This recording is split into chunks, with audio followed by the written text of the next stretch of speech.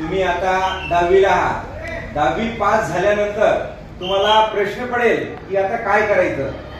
तर 10वी नंतर 11वीला 3 फॅकल्टीज आहेत.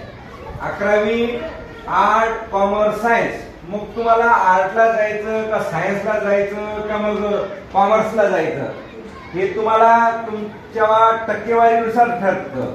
किंवा तुम्ही काय करायचं, कल चाचणी द्यायची. कल चाचणीमध्ये असं कळतं की तुमचा कल कुठे आहे. काय असतं, एक प्रश्नावली असते त्याच्यामध्ये उत्तर देत जायची आणि मग त्याच्यावरून तुम्हाला कल कळतो.